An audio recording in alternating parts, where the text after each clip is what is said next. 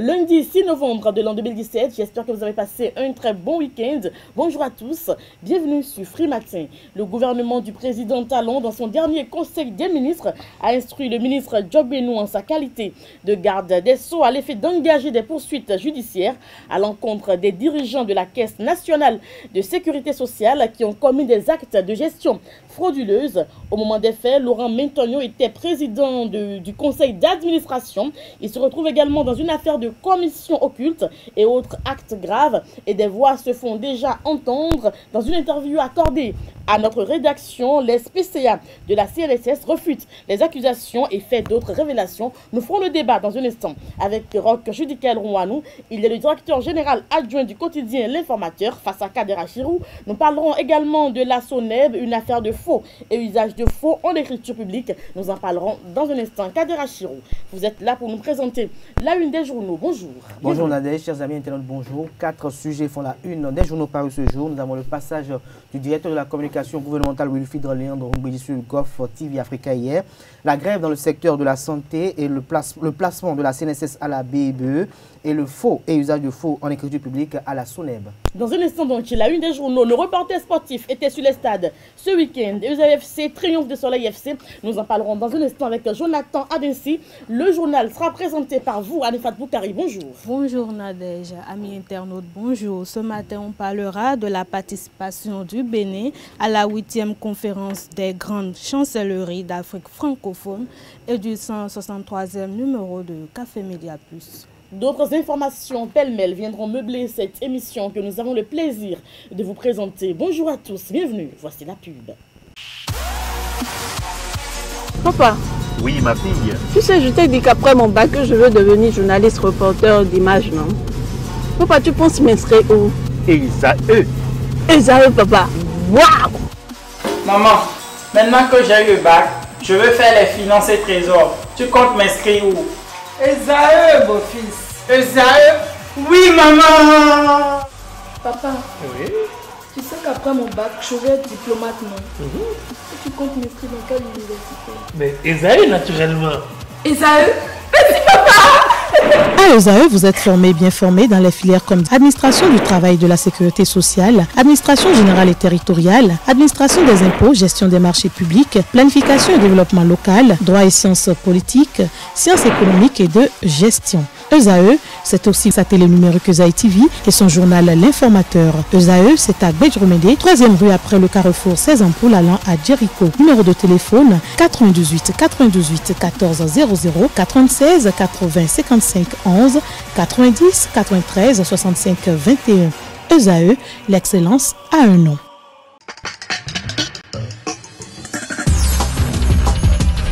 La une des journaux Kadera Chirou, nous démarrons par le quotidien Les Pharaons. Évidemment, nous démarrons par le quotidien Les Pharaons qui titre en manchette ce jour: rencontre CSA Bénin Groupe Pétrolin, des assurances pour la sauvegarde de tous les emplois des cheminots. Le matin libre relance des activités ferroviaires. Le plan du groupe Pétrolin présenté aux cheminots, toujours avec le quotidien Matin Libre, pour la défense des acquis démocratiques. L'opposition parlementaire chez Candide Azanaï, le Béninois libéré, rencontre CSA Bénin Groupe Pétrolin. Les cheminots totalement satisfaits, toujours avec le quotidien Le Béninois libéré. Aménagement et bitumage de la route du groupe Kérou Banikwara. Badamassi plaide pour un partenariat public-privé. Le génie dans l'antre de la société des ciments boucliers, la SCB, un label économique depuis 50 ans. La nation grève dans le secteur de la santé. Le gouvernement annonce le dégel, toujours avec le quotidien national d'information. Sensibilisation sur le ravip dans la région de la Pinjari. Des leaders politiques vantent les avantages de l'opération. L'événement précis: rapport de vérification de versement de commissions occultes d'anciens dirigeants de la CNSS. Bientôt poursuivi, l'ex-président de la CNSS, Laurent Mentogno, réagit et nie toute responsabilité. À lire dans les colonnes du journal l'intégralité du dernier conseil des ministres. Fraternité, bitumage de la route du groupe Kérou Banikwara. Rachid Badamassi félicite Patrice Talon et l'invite à prioriser le partenariat public-privé. À lire dans les colonnes du journal la question orale de 29 députés de l'Assemblée nationale. Grève dans le secteur de la santé, toujours avec fraternité. Le gouvernement a joué sa partition. L'indépendant, séance d'échange entre le groupe pétrolin et la CSA Bénin, Samuel Dossou prend l'engagement de sauvegarder tous les emplois des cheminots, une mesure sociale inédite. Toujours avec l'indépendant. Wilfried Luandre Rungbedi sur l'émission Ma part de vérité de Golf TV Africa. Le RAVIP, c'est bientôt la carte d'identité pour tous les Béninois. L'économiste, échanges commerciaux en Afrique de l'Ouest, le corridor Abidjan-Lagos préoccupe le Bénin. Le Clairon, politique nationale, talon sonne le rajeunissement de la classe politique nord-sud quotidien. Grève dans le secteur de la santé vers le dégel. L'opinion aujourd'hui. Bénin, secteur de la santé, enfin un accord pour mettre fin à 2 mois de grève. Cocorico Info, cité dans une affaire de commission perçue sur les placements à la CNSS, Laurent Métaillon clarifie. First Info, affaire Soneb, le DG David Babalola est une victime. Voici les faits. Notre époque, sont 12 heures après le démarrage du RAVIP, le CTP et l'ANT font un premier point. Le routier, faux et usage de faux en écriture publique. La situation se complique pour le directeur général de la SONEB, l'Afrique en marge. Grève dans les hôpitaux, la rupture ouvre enfin les yeux, mais comme un médecin après la mort. Le pays émergent, affaire 18 kg de cocaïne 1 an après. Sébastien Germain à Javon rend hommage et rend grâce et demande pardon à Dieu. Et demande à Dieu de pardonner les auteurs de cet acte. Le matin, dénouement de la crise dans le secteur de la santé, le gouvernement a joué sa partition. L'informateur à présent rencontre CSA Bénin, le groupe pétrolin, Samuel Dossou et les siens, très engagés à sauvegarder les emplois des cheminots, toujours avec le quotidien béninois d'information générale d'analyse d'informateurs. Gestion des ressources de l'État, Wilfried Luandre Rungbedi explique la méthode talon. Le grand matin, dossier CNSS, Laurent Métaillon et consort bientôt devant la justice. Jack Pata pour finir. Revendication du collectif des syndicats du secteur de la santé, plus de 2 milliards de francs CFA pour satisfaire les primes de risque et de motivation. Patrice Talon est très soucieux du bien-être des populations, estime le confrère. Merci à vous, Kadera Chiro, pour la présentation de la une des journaux ce lundi matin. On rappelle que les quotidiens sont disponibles dans les kiosques sur toute l'étendue du territoire national. Nous sommes évidemment au Bénin, mais aussi et surtout en ligne. Il y a également d'autres informations qui sont donc dans les quotidiens parus aujourd'hui au Bénin. Le journal, présentation, Anifat Boukari. À nouveau, bonjour. Le ministre Dona Jean-Claude Hounsou de l'Énergie a effectué une visite ce dimanche dans quelques centres de collecte de données de l'OME dans le cadre du RAVIP lancé le 1er novembre 2017. Une démarche qui lui a permis de constater les difficultés de mise en œuvre du projet dans le département. Le ministre était en compagnie de sa collègue Adidjatou Martis. Le Conseil des ministres du jeudi 2 novembre 2017 a marqué son accord pour la participation du Bénin à la 8e conférence des grandes chancelleries d'Afrique francophone subsaharienne et de la France. Cette rencontre internationale se tiendra à Paris, en France, du 8 au 11 novembre 2017. L'impunité des crimes commis contre les journalistes et la véritable place de la jeunesse en politique au Bénin par rapport au deuxième gouvernement du président Patrice Talon sont les deux thèmes qui ont fait l'objet du 163e numéro de Café Média Plus à la Maison des médias de Cotonou le vendredi dernier. Suivez ce reportage pour plus de précisions.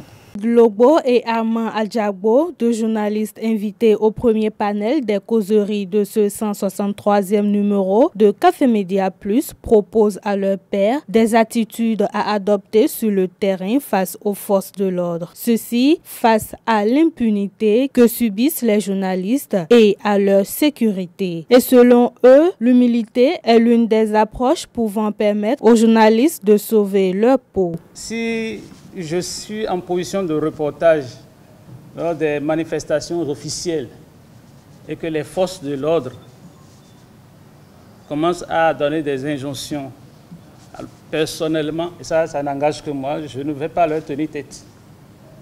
Il est vrai, chacun a sa mission.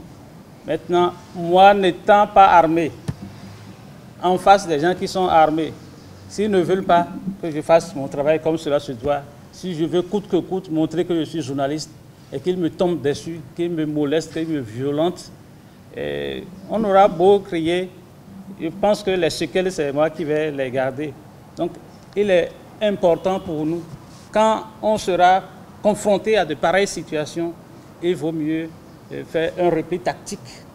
Si possible, donner un autre angle au papier qu'on aura produit sur le terrain là.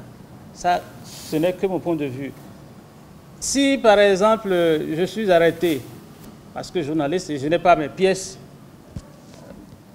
il vaut mieux négocier. Je dois rappeler que la carte de presse s'impose à tout le monde, que vous soyez correspondant de RFI ou de Africa 24. Les tests disent que lorsque vous exercez le métier sur le territoire béninois, vous êtes obligé de constituer votre dossier et de soumettre ça à l'appréciation de la RAC pour l'obtention de la carte nationale de presse. Donc, les cartes de presse étrangères ne sont pas, comment dire, la panacée, ne constituent pas une panacée. Ça ne vous absout pas de la détention de la carte nationale de presse parce que les conditions sont prévues également pour les étrangers exerçant au Bénin. Pour nos confrères, je voudrais nous inviter à toujours respecter les instructions des forces de sécurité publique. Le second invité est le coordonnateur du mouvement alternatif Jeunesse 20e. Il s'agit de Dimitri Serge Anago Kouta, qui a été reçu au second panel pour parler de la véritable place de la jeunesse en politique au Bénin par rapport au deuxième gouvernement du président Patrice Talon. Estime qu'il revient à la jeunesse elle-même de s'imposer aux aînés. Et la jeunesse politique, pour moi, démarre à 25 ans. Parce que c'est à cet âge, probablement, qu'on a suffisamment de cœur pour la nation, qu'on commence pas à être un peu contestataire, révolutionnaire et tout. Et les débuts en politique, pour moi, ça commence toujours par les envies de contestation. Donc, il y a cette délimitation. Maintenant, ce n'est pas, pour moi, ce n'est pas 40 ans, limite, parce qu'au-delà, quand même... Une contestation qui n'est pas toujours égale à l'opposition. Non, pas forcément, pas forcément. Donc, au-delà des 40 ans, il y a quand même, je dirais, encore 15 années de jeunesse. Bon, là, c'est une jeunesse pour moi relative. Et si je dis 15 années, parce que le législateur béninois aussi a dans ses tests, jusqu'à un passé récent, je ne sais pas ce que les tests sont devenus par la suite, mais l'âge de la retraite était de 55 ans. Donc, on pourrait aussi y mettre une deuxième limite pour dire, mais au-delà des 55 ans, vous jouez maintenant les prolongations pendant 15 ans et à 70 ans, la Constitution béninoise a dit que vous ne pouvez pas être président. Il y en a qui sont déjà proches du cimetière aussi et qui le reconnaissent pas mieux. Donc, il n'est pas normal qu'on puisse chercher à écrire le Bénin que vous et moi, nous allons vivre dans 30 ans et qu'on puisse demander à des gens qui ont déjà 70 ans derrière eux de nous écrire ça. Ces discussions se sont déroulées à la Maison des médias à Cotonou. Le Conseil des ministres du jeudi 2 novembre 2017 a révélé un scandale à la Caisse nationale de sécurité sociale CNSS impliquant Laurent Métoyon, président du conseil d'administration de la Caisse au moment des faits. Selon le conclave gouvernemental, les dirigeants de cette structure ont effectué un dépôt à terme dans une banque privée de la place qui était sous administration provisoire après le retrait de son agrément par la commission d'un montant d'environ 72 millions au profit des dirigeants de la CNSS. Pour le secrétaire général de la Centra France, son implication dans cette affaire n'est que pure diffamation. Suivez plutôt. C'est une situation en fait qui avait déjà commencé depuis juin 2017 lorsque j'étais intervenu au sujet des concours frauduleux de la CNSS, où des journaux comme l'Indépendant avaient déjà titré qu'il y avait eu des scandales sous ma gestion au niveau de la CNSS. Je l'avais banalisé parce que ceux qui avaient écrit, ce n'était pas signé. Lorsque par les articles, c'est signé AA, par exemple. Donc, par rapport au problème de la banque, je me dis que la banque n'était pas en difficulté. Si elle était en difficulté, le conseil d'administration qui est là actuellement ne peut pas avoir placé le mois passé 4 milliards dans la même banque qu'on dit être en difficulté selon le conseil des ministres. Maintenant, 71 994 537 francs CFA au profit des dirigeants de la CNSS. Moi, je suis pas un dirigeant de la CNSS. Dans la mesure où les porteurs d'affaires ou bien le porteur d'affaires, ce n'est pas le président du conseil d'administration ni les membres du conseil d'administration. Alors, ce qui est approuvé aujourd'hui, c'est les 71 millions là sont tombés dans les mains de qui? Comment il a fait une répartition? Et qui sont ceux qui sont alors bénéficiaires? Surtout que nous, on est là pour le contrôle de la gestion de la CNSS. Et ce qui me paraît bizarre, c'est qu'à ce conseil des ministres, siègent au moins 3 ministres des finances que j'ai connus. Bio Tchane, Koupaki, Adidja Toumatis. C'est des ministres que j'ai connus et qui non seulement connaissent ma moralité, connaissent comment j'ai pu, au niveau des marchés publics, travailler pour qu'aucune plainte ne leur soit parvenue et que rien ne se soit passé sous ma gestion. Alors, que l'inspection générale des finances puisse faire une enquête complémentaire, dit-on, et que personne ne m'ait écouté, et qu'on commence pas à mettre dans le conseil des ministres qu'il y a eu des actes de gestion frauduleuse et qu'on a bénéficié des commissions occultes. Commissions occultes et où autoriser les 10 placements. Et on dit qu'il s'agit notamment de qui? Laurent Métonnion, président du conseil d'administration, Célestin Aonon, directeur général de la CNSS, Moussa Jérémy Mora, directeur financier. En quoi moi je suis dirigeant de la CNSS quand on est un certain nombre, lorsque on finit le travail et qu'on a donné l'accord, c'est tous les membres du conseil d'administration qui signent. Et lorsqu'on a signé, ce papier, c'est ça qui autorise la direction générale à faire les placements. C'est là où je ne comprends rien. Et que je sois à la une de tous les journaux à la veille d'une marche qu'on a programmée au niveau du Front pour le studio patriotique. Mais la même chose, lorsqu'on avait programmé une marche le 22 juin, les journaux comme l'Indépendant avaient déjà titré que j'étais au cœur d'un scandale. Eux, ils parlaient même de 12 milliards. Et on essaie de me montrer comme quelqu'un qui a perdu 10 milliards au niveau de la CNSS, ce qui pourrait hypothéquer le paiement des pensions aux retraités et de suite. Mais je trouve que c'est extrêmement grave. Non seulement la présomption d'innocence, on ne me l'a même pas accordée, mais on dit que Métonnion Laurent fait partie de ceux qui ont perçu une commission occulte. Commission occulte, et on connaît même un montant précis et autres. C'est ça que je ne comprends pas. Ce sera tout pour ce matin. Merci de m'avoir suivi et agréable semaine à vous. Merci à vous Anifat Boukari pour la présentation. Je rappelle que la grande édition du journal est prévue pour 19 h sur Ezaï TV. Les sports à présent avec Jonathan Adessi. Les sports, Jonathan Adessi, bonjour. Bonjour Nadège. Ezaï FC qui triomphe de Soleil FC. Oui, les joueurs de Ezaï FC ont tenu leur rang en venant à bout de Soleil FC sur la plus petite des marges, 1-0. À l'issue d'une rencontre dont l'arbitrage a été fortement décrié, le club de Clément Adéchian a su faire la différence en première période pour côtoyer la première place du championnat avec Assos. Les coéquipiers de Chabel Gomez, malgré la pluie qui s'est invitée, ont une fois livré une copie très propre. Suivons ensemble l'essentiel des réactions d'après-match à travers cet élément.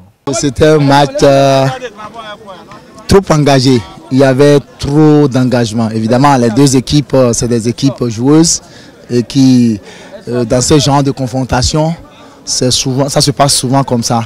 Donc c'était un match très engagé.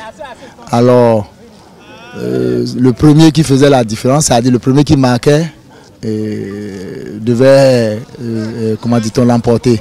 Voilà ce qu'on a fait. Et là, on est victorieux. Assos a joué hier et a eu 25 points aussi. Ouais. Donc on a 25 points à égalité de points avec Assos. C'est une victoire qu'on est en train de chercher depuis parce qu'on rivalisait la tête avec Assos. Or hier Assos avait joué, il a gagné, il a 25 points. Actuellement, nous-mêmes on a 25 points maintenant. Maintenant on est toujours à la tête, mais il faut qu'on fasse redoubler d'efforts. Parce que c'est une victoire importante pour nous. C'est pour ça qu'on s'est battu pour avoir cette victoire. On a trouvé beaucoup d'occasions et qu'on peut plus marquer plus que ça. Moi-même j'en ai trouvé, mais je n'ai pas pu marquer. Bon, le but qui doit rentrer, c'est ça qui rentre. Et le score final, c'est ça, 1-0. Et on est satisfait de ça. À présent, Jonathan Adessi, le résumé des matchs du week-end sur le vieux continent. Oui, en France, ce week-end a été particulièrement riche en réalisations. D'abord, le Paris Saint-Germain continue son sans faute en Ligue 1 avec une nouvelle victoire 5-0 contre Angers. Bis repetita pour Marseille qui s'est offert une balade de santé 5-0 face à Caen. L'AS Monaco n'est pas resté en marge de la tendance avec une large victoire 6-0 contre Guingamp. Et enfin, dans le choc du week-end, Lyon a infligé un sanglant 5-0 à Saint-Etienne dans un derby chaud bouillant. En Espagne, le FC Barcelone s'est défait de Séville 2-1. Le FC Valence suit le rythme des Catalans avec un succès 3-0 contre les Ganes. Le champion d'Europe et d'Espagne, le Real Madrid, sort la tête de l'eau en s'imposant contre Las Palmas 3-0. Enfin, l'Atlético Madrid a tout de même acquis une victoire dans la douleur 1-0 sur la pelouse du Deportivo La Corogne. 1-0. Allez-y. Oui. En première ligue anglaise, Manchester City a une nouvelle fois démontré sa force de frappe offensive avec un succès 3-1 contre Arsenal. De son côté, Manchester United s'est incliné face à Chelsea sur la plus petite des marges, 1-0. Les Spurs de Tottenham ont triomphé de Crystal Palace sur le même score. Enfin, les Reds de Liverpool ont assuré le spectacle contre West Ham 4-1. La Serie A italienne à présent avec le succès 2-1 de la Juventus face à Benevento et la victoire de la Roma 4-2 contre la Fiorentina. Le Napoli et le Chievo se sont quittés bons amis sur le score nul et vierge de 0 but partout. La Bundesliga pour finir le tour d'horizon avec une victoire 3-1 du Bayern Munich contre le Borussia Dortmund dans le classique allemand.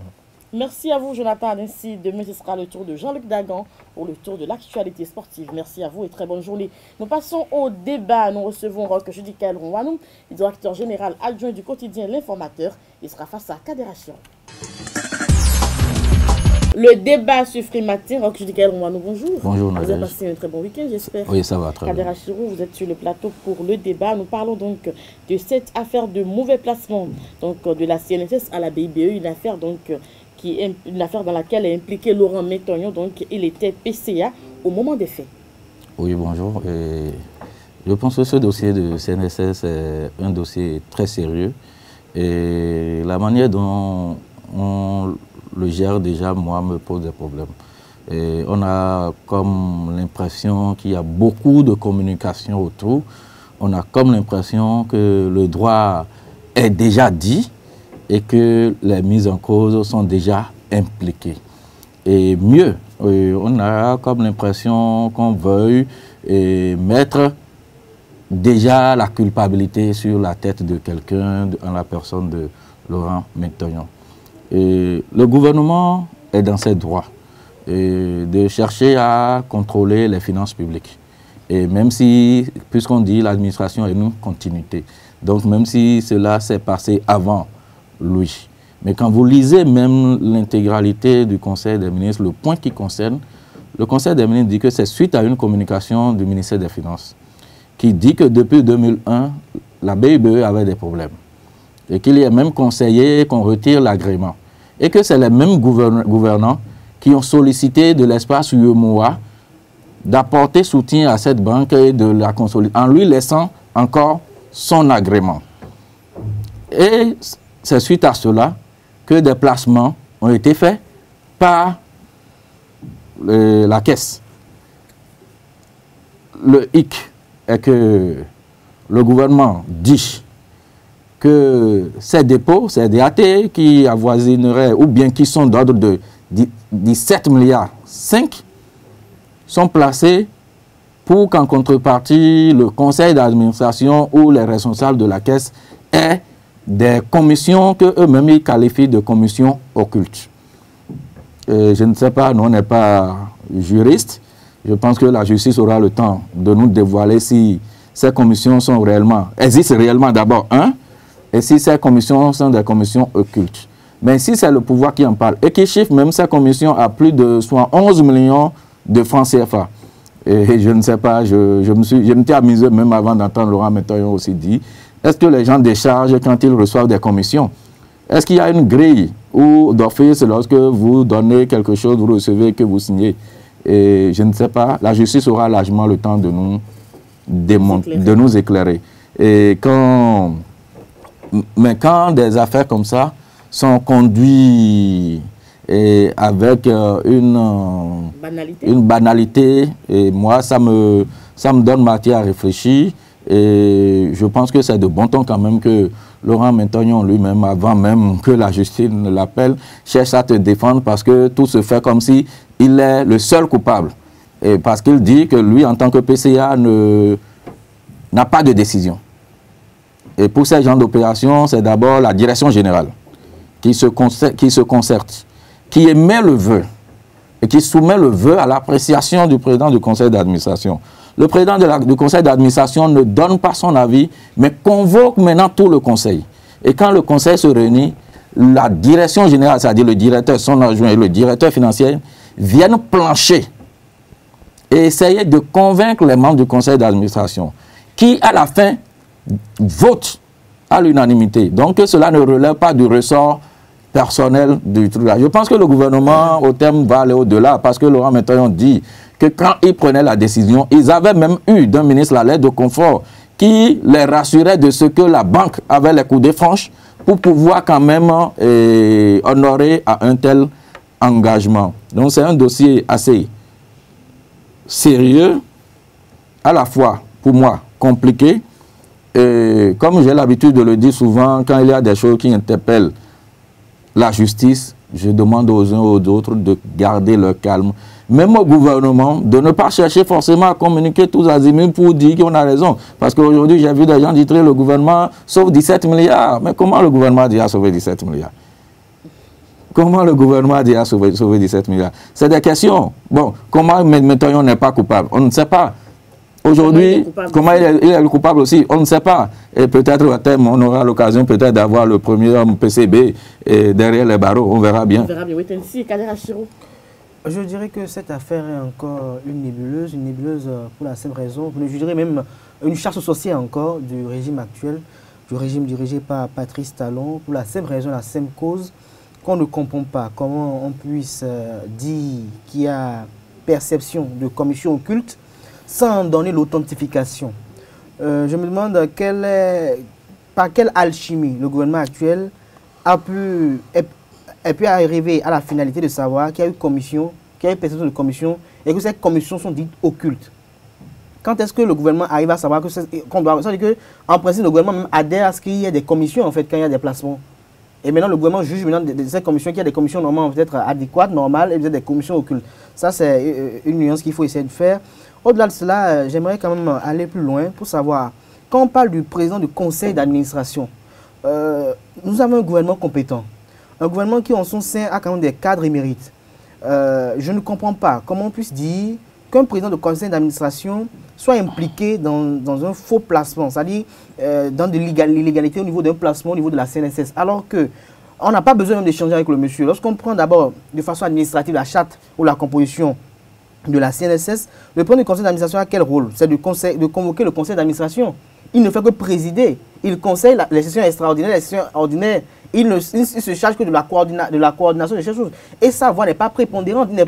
Ce n'est pas lui qui décide de façon unanime. C'est après vote qu'on valide en fait. Donc ce n'est pas lui seul qui en répond de tout ce qui est fait. Au-delà de cela, quand on parle de la direction générale de la CNSS, c'est normalement la direction générale qui prend contact en effet avec les banques dans lesquelles on fait placement. Il faut noter que la CNSS fait des placements dans près de 11 banques, sur tout l'état du territoire national au Bénin aujourd'hui. Donc il n'y a pas que le cas de la BBE, il y a d'autres banques. Et d'après moi, mes sources me disent même qu'il y a même d'autres banques qu'on devait même peut-être traiter, où la présidence a fait des placements qu'on devait même dire que ce sont ces placements, mais qui sont même vraiment des placements ténébreux. Mais comme les dirigeants de cette banque, suivez mon regard, sont proches de certains, ou peut-être cette banque a quand même des proches du gouvernement actuel, pour ne pas dire des têtes de pont du gouvernement actuel, sont quand même un peu actionnaires dans ces banques, on n'en parle pas, on n'en fait pas état de choses. Mais j'aimerais savoir comment la direction générale n'est pas impliquée. Et pour noter quand même le pan que pour en parler peut-être le pan que notre roc judiciaire ou en nous, c'est le pan relatif à la communication du gouvernement.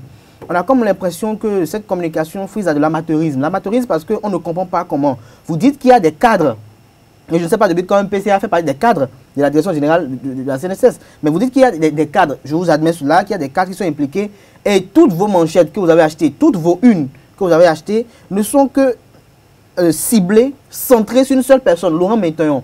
ça donne raison à l'argumentaire qu'évoque la personne, l'intéressé, dans ce que le gouvernement actuel veut essayer de le faire taire. Le gouvernement actuel veut essayer de l'intimider parce qu'il est vraiment actif dans le front pour un sursaut patriotique. Vous êtes pensé savoir l'implication du PCB, qui est sa formation politique, dans les activités du front pour un sursaut patriotique. C'est d'ailleurs même le PCB qui a même la tête du dit front. Donc je me dis en fait, c'est peut-être une manie. Et dans ces déclarations qu'il a faites au micro de nos reporters de Zaire TV, il a même dit qu'il ne comprend pas comment le président Talon peut essayer de l'intimider parce que Boni Yaya à l'époque avait tenté, il a fouiné, n'a pas vu. Et Boni Yaya même l'avait traité de blanc-seing. Et quand il voit des gens comme Adijat Matisse et des gens comme Abdoulaye Biotchane qui ont été ministres des Finances, sous qui il a travaillé, qui connaissent sa moralité, il est étonné que ceux-là puissent s'asseoir à un conseil des ministres et qu'on puisse dire de pareilles choses de lui. Il a évoqué ses rapports avec le président Talon, il a évoqué les rapports avec Olivier Bokor, qu'on a tenté de l'inviter de part et d'autre à Paris pour essayer d'échanger avec lui. Il dit qu'il ne veut pas savoir pourquoi, il ne veut pas y aller. Alors quand on voit tout ce flou, quand on voit tout ce qui est entretenu, on est à même de le dire, même s'il y a eu vraiment commission occulte, tel que le gouvernement le dit, de dire que ça faisait de l'acharnement. Je pense que le peuple aujourd'hui n'a pas besoin de cela. Et je me demande si on a élu un gouvernement qui est venu contrôler la gestion de 2006 à 2016. Parce que j'ai un problème avec le gouvernement actuel qui, pendant longtemps, depuis son avènement, ne fait que faire regarder dans le rétroviseur, ne fait que scruter dans le rétroviseur. Évoluer plus vite. Vous avez prôné rupture, vous avez prôné nouveau départ. Et quand vous avez prôné rupture, la rupture dans laquelle vous avez prôné, vous avez fait un procès. Le peuple est déjà d'accord que le pays a eu des problèmes. Le peuple a été d'accord qu'il y a eu vraiment mauvaise gouvernance, il y a eu mauvaise gestion pendant 10 ans. Parce que c'est à partir de ce discours que vous avez été élu. Alors, maintenant que le peuple est d'accord, quelles sont vos stratégies à mettre en place pour relever les défis qui s'imposent? C'est à cela qu'il faut s'atteler. Plutôt que tout le temps venir dire encore qu'il y a eu détournement à tel endroit, il y a eu PPA 2, il y a eu ci, il y a eu ça. Et très rapidement, je vais finir rapidement pour dire qu'après, on va tourner en rond, on va décaisser des millions pour payer la communication, on va décaisser des millions pour essayer de compte de part et d'autre, on n'aura rien. Et à la finalité, on nous dira encore, il y a eu non-lieu. Il y a eu non-lieu qu'on cesse pour une fois encore de distraire le peuple et de parer au plus urgent dans les grèves, au niveau des grèves qui ne prennent même fini. Ça finit au niveau de la santé, ça prend encore au niveau de l'enseignement secondaire. Ça finit. Donc je pense que il a fini avec le secteur de la santé, mais vous allez voir dans la semaine le secteur de l'enseignement secondaire aussi. Encore au niveau de la santé, juste après le point de. Mais ils ont donné toutes les primes, non, qu'ils ont demandé. Non, du tout pas. Juste après le point de presse du gouvernement, on a vu des syndicats qui sont montés au créneau pour dire que ce sont des accords de principe qui a encore rien eu et que le gouvernement est servi de les envoyer à l'abattoir, comme quoi ils ont déjà tout réglé. Et je pense qu'il y a un problème au Bénin. Il y a un problème au Bénin que Kader a dit et je le soutiens ce matin. Et le gouvernement fait trop du surplace. Et on veut rapidement jeter les gens en partie. On ne veut pas sentir autre chose de cloche. De cacher la vraie face de l'iceberg. Moi, c'est ce que je pense. C'est ce que je pense malheureusement. Parce que tout citoyen est pris de paix et d'équité. Tout citoyen qui a donné suffrage, mandat au président Patrice Talon, ne l'a pas fait dans le but de regarder derrière. Le gars dit, je vous promets un développement. Et sachant que le gars a fait développer ses entreprises aussi vite que possible, on a pensé que rapidement on va amorcer le développement. Mais on fait du surplace. J'ai vu hier sur un site d'un journal qui dit en même temps que, au même moment que Laurent Métognon intervenait sur Soleil FM et disait qu'il y a eu même des placements cette année, on voit la banque BIBE réagir automatiquement. Et de façon spontanée. Quelle est cette sérénité-là? Et le directeur de la banque, sans ses collaborateurs, connaît déjà toute la situation du CNSS et dit qu'il n'y a pas de placement cette année. Et on n'a même pas attendu 24 heures, on n'a même pas entendu 1 heure, même pas 2 heures. On répondait du tic au tac. Et c'est vraiment malheureux. La communication gouvernementale. Non seulement la communication gouvernementale, parce que non seulement la communication gouvernementale, mais également la procédure au niveau du gouvernement. On a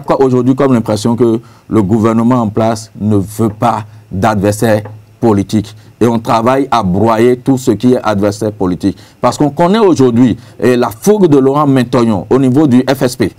On connaît sa fougue, on sait ce qu'il fait et on sait que ce sont aujourd'hui encore des voix crédibles. On sait que ce sont encore des voix crédibles. Et que si ces voix marchent aux côtés de ces gens qui aujourd'hui disent nous, ne nous retrouvons pas dans le système, on sait qu'ils auront toujours d'adhésion. On a vu le vendredi dernier, on a vu la dernière marche. C'était une démonstration de force. Il y a de quoi, même si les gens disent qu'ils sont payés ou pas, si les gens ne sont pas intéressés, les gens ne vont pas partir. Il y a une démonstration de force qui dit que ça ne va pas à un certain égard. Et c'est dans cette atmosphère en même temps, en même temps qu'on sort cette affaire et on met en exergue Laurent Mentoyon. Il y a de quoi dire qu'on veut réellement saper l'image du gars. C'est un peu, oui, c'est un peu comme les gens commençaient par faire. C'est un peu comme les gens commençaient par faire avec Candide aussi. On dit divorce avec qui, s'il va avec Y, c'est lui qui divorce tout le temps. Mais quand il divorçait avec Yahi et venait vers vous, il n'était pas mauvais. Quand il insultait Yahi de malade mental, il n'était pas mauvais. Il n'y a pas de communication en ce sens. Quand il disait qu'il allait déporter Yahi ici au soir du 6 avril, il ne quittait pas. Il n'était pas mauvais. Alors que c'est Yahi qui l'a fait. Quand il était dans la nuit, c'est Yahi qui l'a repêché. C'est Yahi qui l'a fait ministre, plus tard député sur la liste FCBE. Après, c'est débois avec la famille Soglo. Mais quand il a tourné vers ça, Yahi, on n'a pas dit ça. Et c'est les mêmes hier qui étaient ses amis parce qu'il dit aujourd'hui, je ne me retrouve pas dans le système. On dit il est nul, il divorce à tout. Donc je pense que... Je crois que Julie Kael a fait une très bonne observation. Le gouvernement actuel ne veut pas d'opposants. Et il est très clair dans la tête des populations qu'à la grande espérance d'hier se sont succédés de façon inédite le doute et les désespoirs. Pour la simple raison que le peuple béninois aujourd'hui ne se retrouve plus dans la gestion faite aujourd'hui parce que les aspirations profondes du peuple ne sont pas en phase avec ce qui est fait. Et pour aller au niveau de la CNSS et au niveau du cas de maintenant, avant de faire le tandem peut-être avec l'affaire Kani Nazanaï et autres, je dirais qu'au niveau de la CNSS, le gouvernement met la charrue devant les bœufs. On n'a pas besoin de cela. Si tant est que il y a eu faux, il y a eu des choses occultes, comme je vais employer le mot du gouvernement, qui ont été effectuées. Je parle de choses occultes, peut-être je parle de la commission, peut-être les placements n'ont pas été bien faites et tout, la procédure a été peut-être biaisée pour essayer de faire. Il faut que le gouvernement laisse cours à la justice, qui, me semble-t-il, d'après nos acteurs politiques, reste toujours le seul secteur toujours indépendant, faire sa mission, exercer, pour qu'on puisse voir clair dans ce dossier. Par rapport au cas Kani Nazanaï, très vite pour finir, je dirais que le gouvernement, une fois encore, est en train de vouloir faire la publicité. Et j'adore cette guerre parce que je me dis, c'est du coq à l'âne, pas tellement cela, mais je me dis, c'est du berger à la bergère. Pour la simple raison que ce que Boni Yahi aurait fait à Talon pour rendre possible son élection présidentielle, c'est la même chose que le gouvernement actuel est en train de faire à ses adversaires pour rendre possible leur élection, que ce soit législative, au communal et à la présidentielle prochaine. Parce que ça ne sert à rien de s'acharner contre quelqu'un qui n'est pas en phase avec vous. Parce que la démocratie, c'est la guerre des idées. La démocratie n'est pas telle, c'est pour la guerre des idées et pour la gestion de la cité. Alors pour ce fait, il ne faut pas être frustré de voir que des gens ne vont pas dans le même sens que vous, parce qu'ils peuvent vous permettre de voir ce que vous n'avez pas vu, de rectifier le tir et de vous améliorer pour votre bonheur et pour vos challenges futurs politiques. Merci à vous, Kader Achirou. Quelque chose à dire rapidement, on va boucler ce sujet-là et boucler le débat d'ailleurs. Demain, on reviendra donc sur le cas de la Je pense que tout a été dit. Et le président Patrice Talon a autour de lui des techniciens. Même au niveau de sa cellule de communication, Wilfried me dit, je ne doute pas de ses capacités. Mais ce qu'on remarque aujourd'hui est que la communication a des ailes parallèles. Il n'a pas les coups de franche. C'est comme si le gars n'a pas les coups de franche. Parce que si ça ne tenait qu'à lui, c'est un bon communicateur, on l'a vu, c'est un confrère. Mais il me semble que la chose va dans tous les sens. On a d'autres clébés. On ne le sait pas à trois têtes. On a d'autres clébés qui prennent la chose et qui, pour des sujets précis, c'est à eux qu'on confie, c'est eux qui font la diversion dans les journaux, et après tout, il n'y a rien de cohérent, et je pense même qu'on met même le DECOM de la communication en difficulté. Quand il doit, après, recoller tous les morceaux, colmater les vrais, tout ça, on le met en difficulté. Je pense qu'il y a lieu que le président Patrice Talon, même au niveau de ses ministres, pour des dossiers comme ça, qu'on fasse du sérieux, qu'on mette les choses vraiment, qu'on sédimente les choses et qu'on ait vraiment avec diplomatie. Et qu'on laisse réellement la cellule de communication faire son travail sur ces dossiers. Parce que je ne suis pas sûr que Wilfried Léon Mbedi à lui seul va dire, bon, communiquer, mettez Laurent Mentoyon. Il sait que c'est de lui faire une publicité. Inutile. Il sait que c'est de lui faire une publicité. Pour un dossier qui concerne la justice, vous avez trouvé des failles. Confiez à la justice. On laisse la justice faire son travail. Pourquoi pas laisser le procureur? Que le procureur fasse sa conférence de presse. Que le procureur, à chaque niveau du dossier, fasse une conférence de presse pour expliquer. Mais pourquoi c'est soi-même? Parce qu'on connaît quand même ces journaux qui sont avec le palais. On connaît, c'est un secret de polichinelle. Mais pourquoi c'est soi-même? On fait déjà le procès, on dégage déjà les coupables. Ce n'est pas possible. Merci à vous, Roch Judicaël Rouanou. Je rappelle que vous êtes le directeur général adjoint du quotidien L'Informateur. Face à Kader Achiro, nous avons parlé donc de la CNSS, voilà, avec Laurent Métognon qui était donc PCA au moment des faits qui lui sont reprochés, avec donc la décision du dernier Conseil des ministres qui a instruit donc Djogbenou donc à l'effet d'engager des poursuites judiciaires à l'encontre des dirigeants de la CNSS, notamment donc de Laurent Métognon. Merci à vous pour le débat. Demain donc on parlera donc de la CNSS et on parlera également donc de Candide Azanaï demain pour un autre numéro de Free Matin dans le débat. Merci à vous pour l'attention. À demain, portez-vous bien. Au revoir.